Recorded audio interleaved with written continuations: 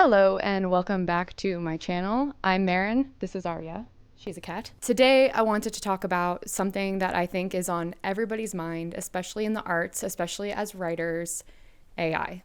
This is a topic that matters a lot to me. As a creative, I feel like we're already undervalued enough in society. We live in a culture right now where most art is just entertainment, and we've sort of been reduced to that. And so people who want to exist in the arts, who want to create things, who want to tell stories, they're sort of pushed off to the side as doing something sort of frivolous that doesn't really make an impact, that doesn't really matter. And of course, if you've watched any of my other videos, you'll know that I believe that writing really does matter and stories and art really matter. This is like part of our birthright as being human beings. And so ever since AI even kind of came onto the scene, I've been very critical of it. I wrote a piece a couple of years ago when that first surge of AI art came about, where everybody was kind of having their profile pictures turned into some sort of cartoony version of itself. And I made a stand at the time talking about how wrong I felt like this was, that it was plagiarizing other people's work. And it was also just this very consumeristic commoditization of art. And I just remember so many people justified it at the time as very harmless and that they were just having fun. And, you know, I was made to feel like the hater that I know that I am. And I definitely was like on the outside of a lot of people that I know who were taking this as sort of fun novelty.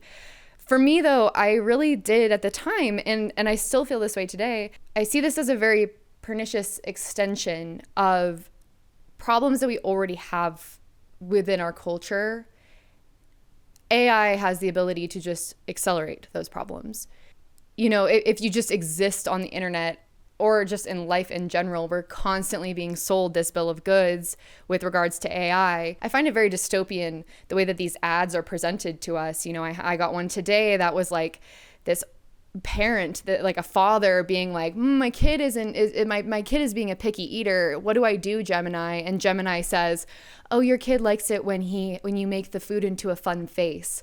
And it's like mind-blowing to me that this is even remotely interesting to people, because a parent should know that about their child. That is like so basic that would be something that you would know about your child. I don't understand why you would even want to offload that sort of information onto a machine in the first place. But yet that's what the advertising is all about. It's all about cognitive offload. But even what I find most scary about it, in particular, I see it with the Google Gemini ads, is the way that you should be offloading the most human and like mundane things onto AI and let AI really think for you. And so, you know, I could go into all kinds of different things about how I am freaked out by the sycophantic relationship that people have with their AI chatbots, with the way that people are using them as therapists, with the way that people are using them as companions and friends. I think it's such an indictment on our culture that people are so lonely that they would rather have a relationship with a sycophantic chatbot who's just going to validate and yes men them constantly rather than being with people. And, you know, in a way, it's like the whole point is that humans are more difficult to be in relationships with. We need to be in relationships with human beings. That's what we are as a creature. We are a social animal. And yet these chatbots are advertised as like your best friend, and people treat them as such because that chatbot is hardly going to challenge you. They're going to be very, very kind and never push back against you the way that a human friend would, or a human partner would, or a human therapist would. I'll put a link to some of the resources that I've been using to sort of, you know, form my worldview around all of this, but I'm not going to get into all of that in this video. I think that goes beyond the scope of my channel in general. This is a writing channel. This is a channel about art and creativity. And AI is so deeply entrenched right now in writing. It disturbs me beyond belief how already so soon we're seeing writers act as though they're still writers, even if they use AI. And I want to be specific here. I'm talking about generative AI. I'm talking specifically about people who are saying, I just use AI to organize my thoughts and put it into, you know, an essay or a document of some kind. And to that I would say, organizing your thoughts and putting them into prose is what writing is. That's what writing is. And writing is hard. Not everybody writes because it's hard. And to say that you're still a writer because those ideas are still yours, I think that that is completely batshit insane, because ideas are a dime a dozen. Anybody can have any kind of idea. I can't even tell you how many notes I have in my notes app on my phone of ideas that I've had of an essay or a written piece or a screenplay or a short story or whatever.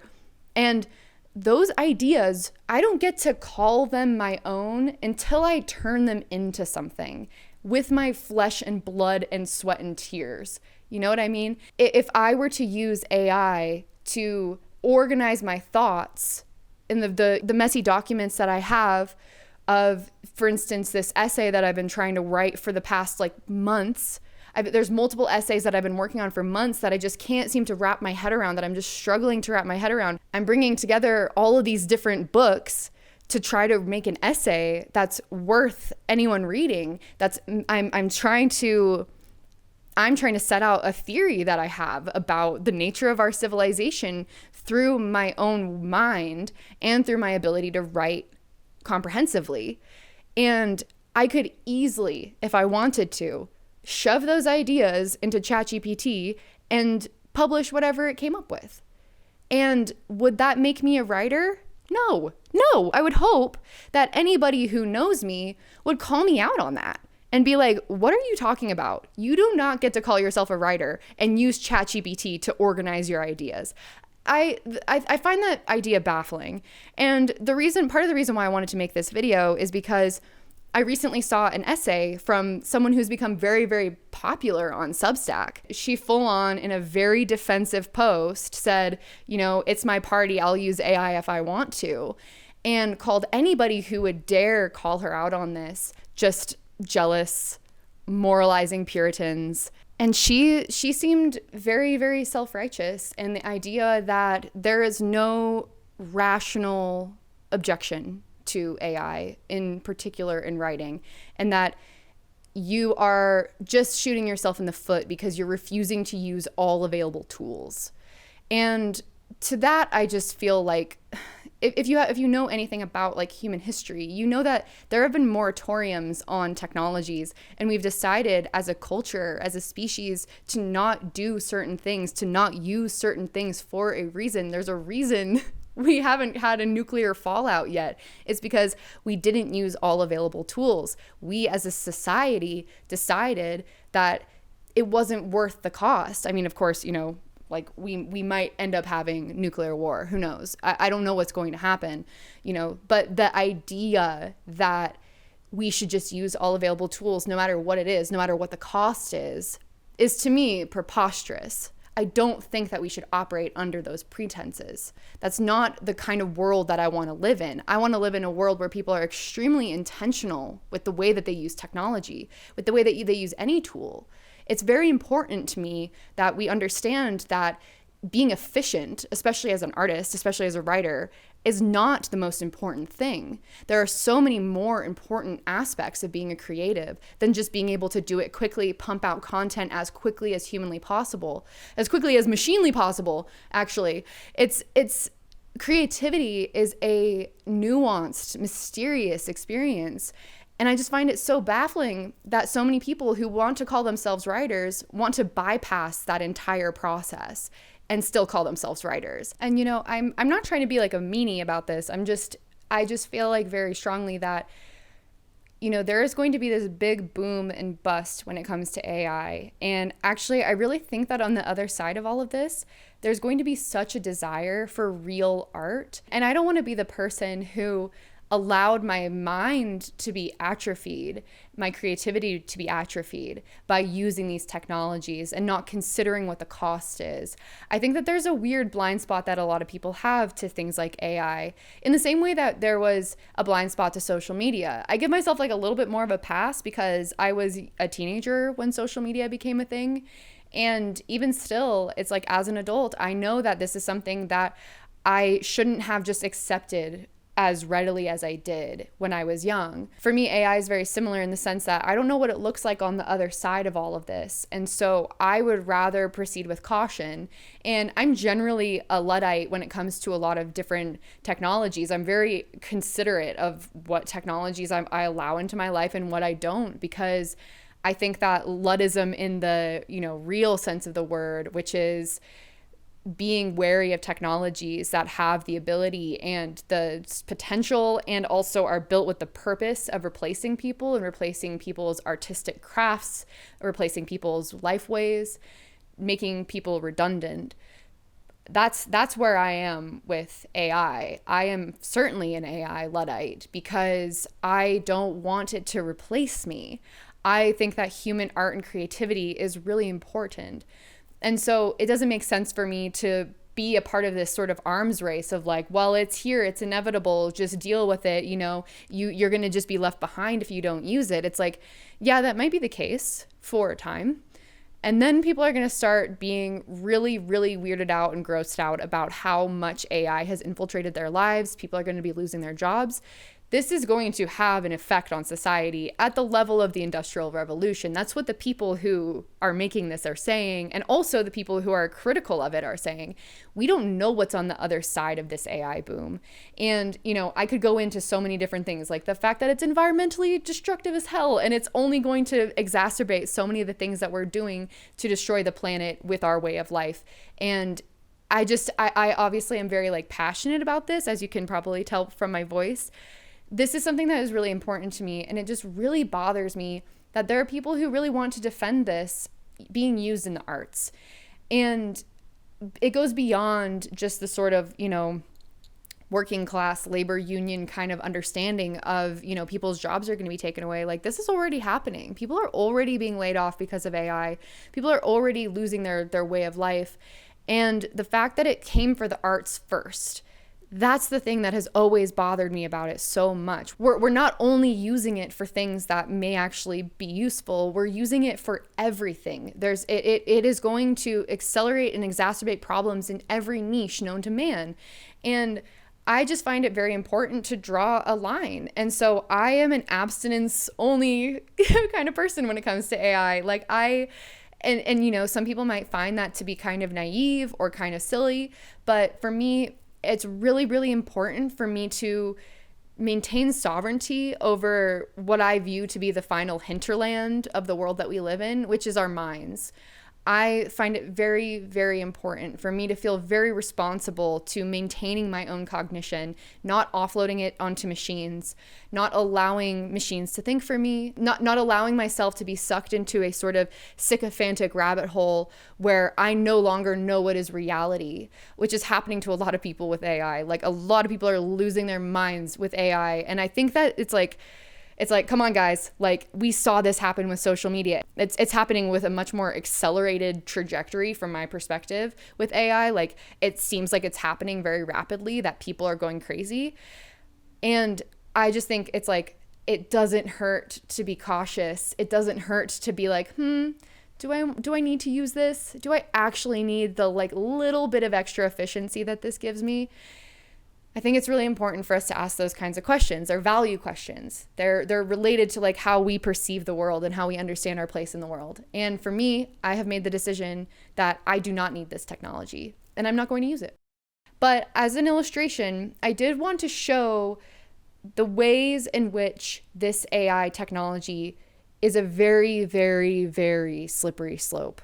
And that you may think that you're using it in a way that is only a tool and that is harmless, that it's generally benign and neutral. So what I did was, I said in a previous video that I've sort of had the idea of Fall of Men in one form or another since I was about 13 years old. So there's been a lot of different iterations of this story.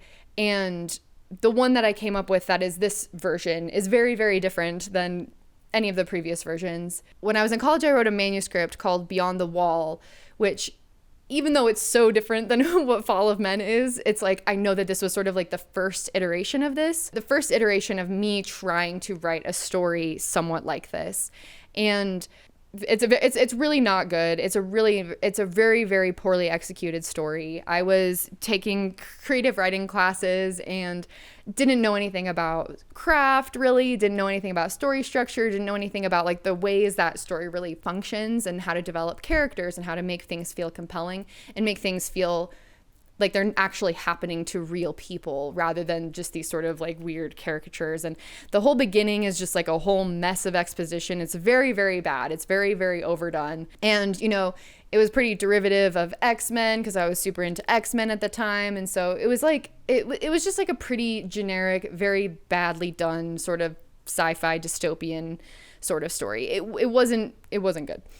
But so what I did is I took the first chapter of that story, and because I wanted to demonstrate for you guys how this is such a slippery slope to be using AI tools.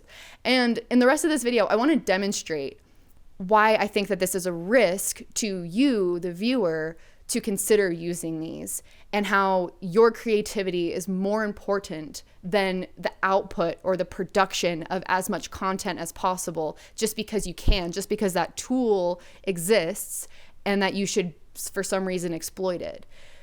I think that the cost here is so much more dire than people really want to realize.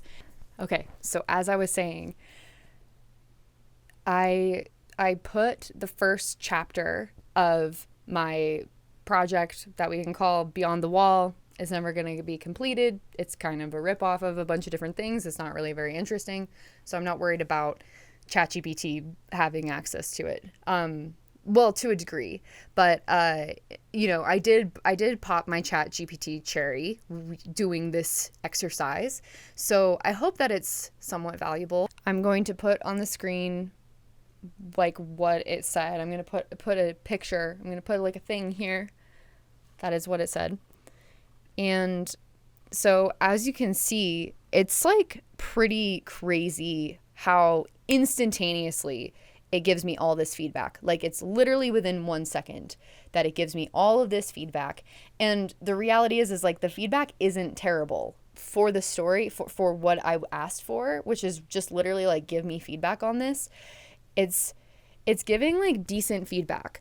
And so the thing about it though, that I think is really, really problematic is I don't think we should have access to this fast of feedback. I actually think that we should have to go through the process of really asking ourselves, what is wrong with this? Why isn't this working? Or asking beta readers, asking friends, communicating with human beings about our ideas, because there's something about the rapidity of this feedback that is so, I don't know, it's just like, while in a certain way it might be helpful, it's such a slippery slope to then be like, okay, can you rewrite this chapter for me? And so that's what I did next is I asked it for the feedback. It gave me pretty decent feedback. Doesn't give you much information on like how to actually solve it, which is like, I think for a lot of writers, a lot of people who are concerned about their ability to be good writers or maybe don't trust themselves, it might be really tempting to just be like, okay, well then ChatGPT, here's my manuscript, fix it, make it better. And so that's what I did next is I was just curious what it would do if I asked it that. And then I got this example of what ChatGPT thought that my story should look like. And, you know, it's me, it's what I wrote, but it's not me. It's very, very uncanny. But I will say, I think that this technology is pretty good. It's pretty hard to tell the difference. I don't think that I would clock it if I was reading it. I'd probably just think it was kind of like generic, but also what I fed into it was pretty generic because I wasn't a very good writer at that time. Like if I'm even a good writer now, I think I'm a better writer now, but like certainly at the time, my writing was like pretty amateur, pretty like exposition heavy, didn't have very good character development. I just think that it's a really slippery slope from, hey, ChatGPT, give me feedback, to, oh my God, this feedback is really overwhelming, just fix it for me. And I think that really, really quickly, the line between like what you wrote or what you think you wrote, what is your idea, and it no longer being yours is really, really, really narrow. Like I think that these boundaries, there's a porousness to our understanding of what is ours and then what is the machine's. What is our idea versus, if I just give this idea to ChatGPT and it pumps something out for me, is that really my idea? Like I don't think that it is. I think our ideas are insufficient to claim the sort of ownership of anything or the creation of something. I think that we actually have to do the work to create it, to really be able to call it our own. But then what was really, really interesting, this is the thing that I think is the most interesting, but also the thing that's like very scary, is at the very bottom, after I asked it to fix that chapter, at the very, very bottom, ChatGPT is like, would you like me to write chapter 2? And I was like, what do you got? And so I asked it to write chapter 2. And it's so interesting because all of the character development that I had, which again wasn't very good, but it was there. It was certainly there. I was trying to bring in certain conflicts, trying to create the conditions for conflict within the two characters. All of that went out the window in ChatGPT's chapter 2. The characters instantaneously, once the reins were given over to ChatGPT to create something, all of the human elements of the story went out the window. There's dialogue, there's communication between characters, but it is like all plot driven. There is no characterization whatsoever. All of the sort of personality traits and character development that I had introduced earlier on was completely chucked out the window, like to a degree that's actually kind of crazy. Like all of the little details about who these characters were doesn't matter anymore. Now it's all about driving the plot forward, driving this sort of like mystery thriller narrative. And it's very, very inhuman.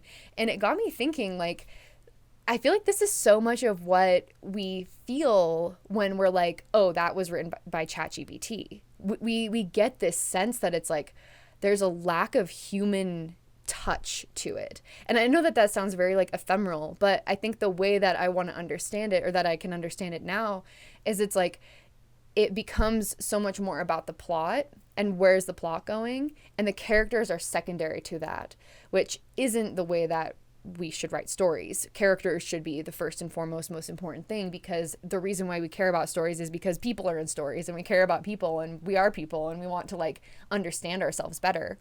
And so that was something that I found really, really interesting, but also really scary, because if we're living in a world where our novels and our films are written by AI, what then do we have to exemplify in our media real human relationships, rather than humans just being used sort of as props and pawns to advance a plot? Does that make sense? The point of stories for time immemorial has been to understand ourselves. That's like the point of fairy tales, that's the point of myths and legends. It's all about like understanding human psyche. And there's nothing different about that with our modern culture, with our modern media. It's all the same sort of thing. We care about stories because we care about people. If we give this like sacred act of storytelling over to machines that clearly don't understand the nuances of human relationships, human internal conflict, human decision making, if we give that over and we just accept these stories that are all about plot, like it is just an extension of all of the worst things about like modern Hollywood, about like, you know, these stories that just feel so bland and so boring, and like it's just, they feel so bland and boring even though there's like explosions and shit happening all the time. But it's because we don't care about the characters. We have been given no reason to care about these characters, and so we don't. And then we're like, this sucks. Why does everything suck? And I think in large part it's like we've devalued humanity so much as a culture, and to then insert something like AI into the creative process is only going to further serve to devalue humans and devalue the inherent humanity that is what makes our storytelling interesting. The story that ChatGPT decided to, from my prompt of my first chapter, it is literally regurgitating the stolen stories of a similar vein, a similar genre that it has chewed up and regurgitated back to me there's nothing about it that is mine. Once you seed your story or your idea or anything to the AI, it no longer becomes yours, and you are inherently participating in something that is stealing from other creatives, other people who really put the work in and put their time in and their brain power, their imagination into the creation of something. And that kind of leads me to another point, which is like one of the biggest problems that we have in the world right now. And I'm being like dead serious about this. One of the biggest problems we have in the world right now is that we have lost connection to our imagination, like in a very, very serious way. We have devalued it. Over the past 200-ish years since the Enlightenment decided to put rationality and science and logic at the forefront of everything, and that has primacy over everything, and we value it over everything. The right-brained, imaginal, holistic, connected way of understanding the world has been completely shunted to the side. And we've lost connection to it. And that's why, we love stories like The Lord of the Rings so much, is because we know, we can sense the vividness of Tolkien's imagination when we're reading it or when we're watching the movies. And he very much valued the imaginal realm. I mean, he wrote essays about it, about just like the importance of these things. And I definitely find it to be one of the scariest things about modernity is we don't have access to our imagination so much because we have so much access to distraction. We have so much access to information and distraction to allow us to not really give any kind of value to our imagination. And for me, AI is just like another way, is just another advancement in us losing touch with our imagination.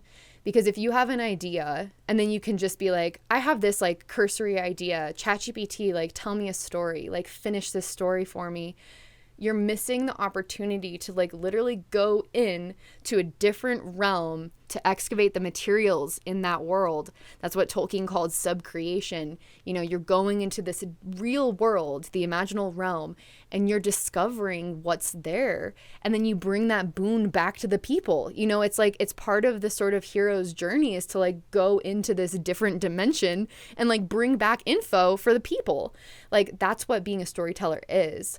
And so if you're giving that over to machines who are just stealing from the stories that have already been told by people, not only are you denying yourself access to the imaginal realm, you're also contributing to a very pernicious sort of undercurrent within the civilization, which is continuing to devalue imagination, which is saying that that's just kind of cursory. It doesn't matter.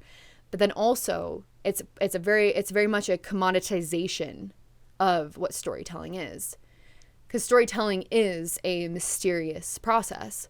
And I think if we take out the mystery and we give it over to a very rational machine, we're losing almost everything that's valuable about stories. And that's just not the world that I want to live in.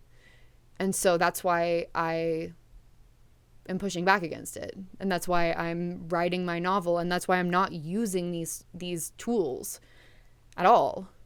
I refuse to use them.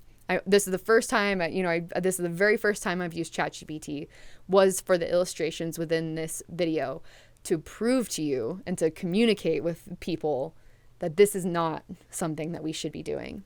We should not even give it a chance to steal our creative energy from us and to commodify our ideas and turn them into products. These things matter. Your story matters. My story matters. And I'm not going to give that up. I'm not going to give up the process that I get to go through every morning where I get to sit and like ask the muse, like, okay, what do you have for me today? Like, where am I going to go today? What idea is going to happen upon me? What mystery can I enter into every single morning when I sit down to write? I'm not going to give that up for anything. I think that we do a great disservice to humanity when we view that as superfluous or inefficient, when we view that as a waste of time, because it's not about efficiency or inefficiency, really. It's about, are you making space to actually connect with a source of inspiration that is mysterious to us? That is what we've been trying to understand the whole time that we've been humans. is like this incredible, vast resource, which is like, call it the collective consciousness, call it the imaginal realm, call it whatever. Like, there is so much mystery that we can access, but only if we slow down and pay attention enough to let it into our lives. And I think that if we prioritize things like efficiency, we prioritize the idea that this is all very mechanical. Writing is just a mechanical process to create some sort of pure entertainment, and that there's nothing mysterious and transcendental happening. I think that we've really, really lost the plot on what it means to be a human being if we think that that's the case. This is all just to say that, don't let some machine like take your humanity from you. Don't let it take your ideas. Don't let it deny your access to imagination. Your imagination is so much more powerful and potent and like connected to like the source of life than this AI could ever be, because this AI, the only reason why it's able to function, these large language models, these generative AIs, the only reason why they're able to do anything that's remotely impressive is because it's stealing information from what humans have already done and already created. It would be nothing without us. And I just think that, when it comes to art in particular, don't even give it your time. There's no reason to, even if in the moment you're like, oh man, I'm really struggling with this scene, I wonder what ChatGPT would say. Doesn't matter. It's much better for you to take 10 days wrestling with that scene and paying attention to the world around you, paying attention to your dreams, writing down conversations that you've had with your friends, trying to figure out what is happening and why that scene isn't working. It is so much more valuable to you and your longevity as a creative to go through that process rather than outsourcing it to AI. Do not cognitively offload your creativity. You will regret it. And that's the thing that I feel very strongly. On the other side of this boom that's going to happen, where a bunch of people are going to make a ton of money just writing absolute bullshit nonsense through AI, they're going to be rich, they're going to be famous, these people are going to make a ton of money. But on the other side of it, I would rather know that I put in the work every day to become a better writer every single day, more creative, more in touch with my life force that allows me to be a creative. That is so much more important to me than money. I value that. I value that more than almost anything else. And I hope that you value that too. And I hope that you know that the world needs you to value that. And the world needs you to value yourself and what you have to offer. And so I think I'll end there. I think I have said enough on this. I'll probably talk about this in the future because obviously it gets me really passionate. But so I've been reading Rick Rubin's The Creative Act, A Way of Being, as I've been editing this video. And ironically and somewhat synchronistically, part of the thing that spurred me on to make this video in the first place, as I mentioned earlier in the video, was a woman who had written a viral piece on Substack, and then she was called out because people realized that she had used AI to write it. And interestingly, the piece of hers that went viral was actually her piece that she used AI to help her write about this book. And as I've been editing this video, I've been reading this book, and a chapter stuck out to me that I wanted to read. And I thought that that would be a nice way to end this video. Intention. An old man in Calcutta would walk to get water from a well every day. He'd carry a clay pot and lower it by hand slowly, all the way down, careful not to let it hit the sides of the well and break. Once it was full, he'd raise the pot slowly and carefully again. It was a focused, time-consuming act. One day, a traveler noticed the old man engaged in this difficult task. More experienced with mechanics, he showed the old man how to use a pulley system. This will allow the pot to go straight down quickly, the traveler explained. Then fill the water and come back up without hitting the sides. It's much easier, and the pot will be just as full with much less work. The old man looked at him and said, I think I'm going to keep doing it the way I always have. I really have to think about each movement, and there's a great deal of care that goes into doing it right. I'd imagine if I were to use the pulley, it would become easy, and I might even start to think about something else while doing it. If I put so little care and time into it, what might the water taste like? It couldn't possibly taste as good. And so I leave you with that as something to think about. I've heard people say, If no one bothered to write it, why should I bother to read it? And I think that's the way that we should be thinking about these things. There's something inexplicable about the process of creation and the value that is inherent to it. Don't deny yourself the pleasure of the act just so that you can have the outcome. Not everything is supposed to be mechanical, and most things aren't made better by an industrial, efficient process. This is all said with love and a belief that what we do as creatives is actually really, really, really fucking important. Thank you.